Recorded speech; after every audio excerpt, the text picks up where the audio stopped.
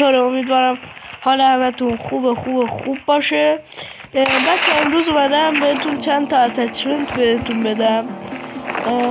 اتچ دیلو برای مولتیه اینا.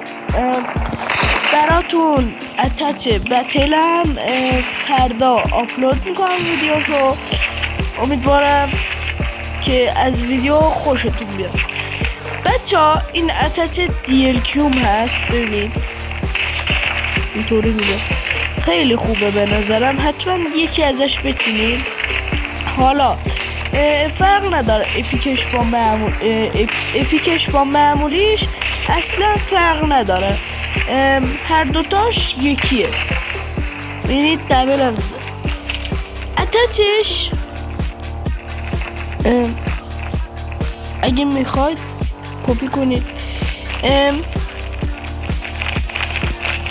دومیش اینه، یعنی بچه دقت کنید این پایین ها میبینید درجه بندی کرده، اونا هر کدوم معنی خاصی داره. اون دمیج مثلا میبینید 90، این 90 تا به نوید دمیج بوده. حالا چون توی مولتیه من زیاد نبردم بالا. دومیش دسته عقبشه، لیزر خشاب براش بذارید با یه دونه پلک. بچه ها بریم برای تست اتچ بعدی، یعنی اشتیار. خب بچه ها بریم برای تستش. اتچ اشتیارم وانشاته. خب ببینید فقط باید یه جای باش دقت داشته باشید. خب اینی حالا فرق نداره اسکوبشو شما چی بذارید، من اینطوری گذاشتم باش، اینطوری من راحتم. حالا برای شما فرق نداره کدوم اسکوبو میخواید بذارید، چون اسکوب زیاد کار نداره. خب بچه ها بریم اتچشو بهتون بدم. یه بارم بذارید اینجا تستش کنیم. برو چی کنیم. بچه بینید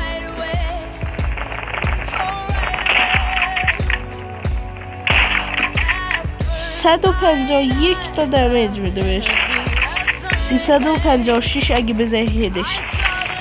خب بچه بریم اتچشو بهتون بدیم. اتچش خب بریم برای اتچ بزاریم. خب بچه ها یه دونه صدا خفه کن داره، بعد دسته داره، دسته برای عقبش، لیزر بچینید براش، پایه بذارید و یه دونه پلک براش بذارید که اسکوبش یه ذره برای من سریعتر باز میکنه. اینو وقتی بذاری اسکوبش سریعتر باز میکنه. حالا فرقی هم نداره براتون، یه جور دیگه هم شما میتونید از ببینید چطوری اسکوپ سریعتر باز بشه. یه دونه ما بخش داریم الان بهتون نشون میدم. بذارید بریم برای گان بندم. سومین لوکاس. حالا لوکاس هم نمیدونم لوکاس هم بذاره اتچش باید حتما مثلا یه ذره بالاتر بخوره. اوکی به بالاتر بخوره سری میمونه. میبینید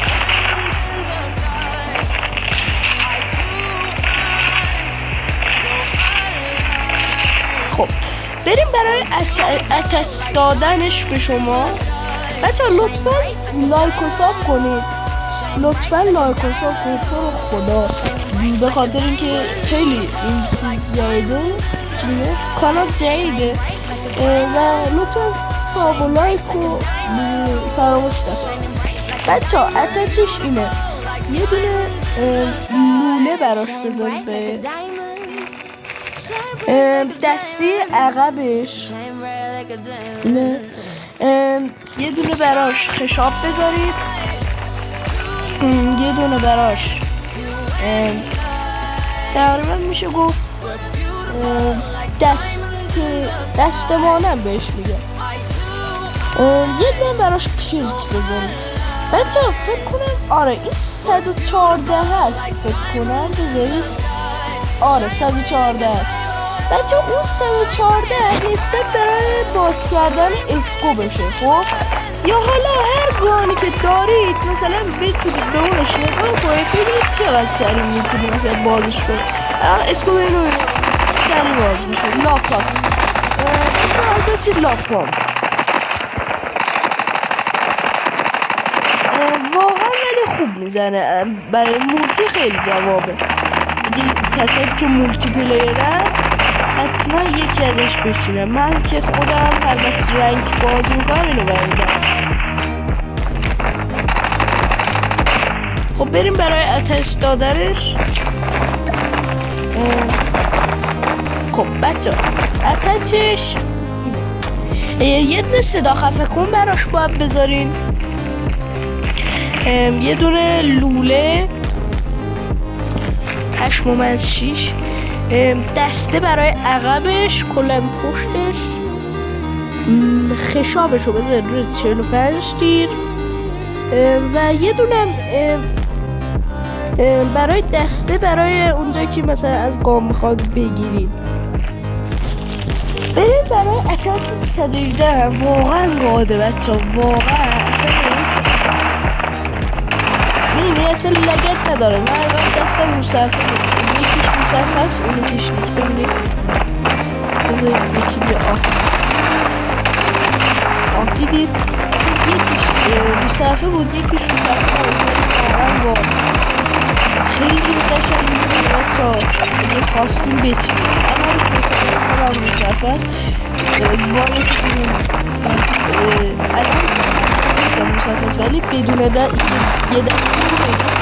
داشت که اصلا لگدش بچه. برای پیدا کردن لگدش هم یه بخش داریم. ببینید بریم اول اتش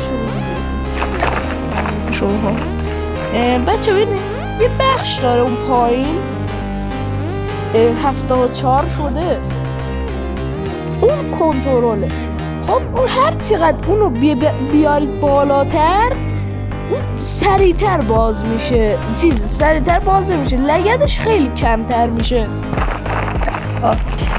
بچه ها این اتچو خودم برای خودم چیدم، یعنی از کسی دیگه ای نگرفتم. اکثر اتچ ها همینطوری هست، مثلا دیلم، اشتیارم، لاپام، 117 به جز لوکاسم. اونو یکی از دوستان بهم داده. اول صدا خفه کن براش بچینیم، بعد یه دونه دسته براش، دسته که نمیشه گفت، لوله برای همون اینم برای کنترلشه. این خیلی برای کنترلشه. این بالاتر 50 میشه فکر کنم 46 دیگه. بعدیش یه دونه اسکوپ اگه خواستیم من اینو گذاشتم حالا مثلا از راه دور بزنی فرق نداره. بدون اسکوپ مثلا میتونید بذارید یه چیز دیگه هم مثلا اضافه کنید که بره بالاتر. بچه بعدی یه دونه براش دسته از جلو مثلا میخواد بگیرید بذارید بعد یه دونه دسته اینم یه دونه دسته است دیگه خودش. بعدش بریم سراغ LWT یا همون تندرا. بچه ها این خیلی واده تندرا آخری اصلا خیلی خوب میزنه. اگه خواستید حتما بچینید چون که خیلی قشنگ میزنه. خودم هم زیاد تندرا پلیر نیستم، دیل پلیرم ولی خیلی خوب میزنه. این تندراش بد جور بد میزنه، همه رو رنده میکنه. اگه بخواید مثلا برید تو دوئل اینا رنده جوابه، یعنی خیلی جواب تندراش. خب بریم برای اتچش. چه شما بچه یه ذره باید سریعتر کار کنیم، 5 دقیقه زمان بریم. خب بچه ببینید یه دونه لوله 28.2 سانتیمتری براش بذارید. یه دونه دسته برای عقبش به راحتی تون یه دونه برای جلوش دسته بذارید برای گرفتن، یه دونه تیر براش بذارید 7 رنگ معمولیش ها، اونی که اون نمیخواد، ببینید اینو نمیخواد، همین اولیه رو. و یه دونه دسته برای اونجایی که مثلا میخواید شلیک کنید اونجا بدید. خب این چی بود اسمش؟ کد داد 57. بریم برای بچه ها، این هم خودش گاده، بریم تستش کنیم. کم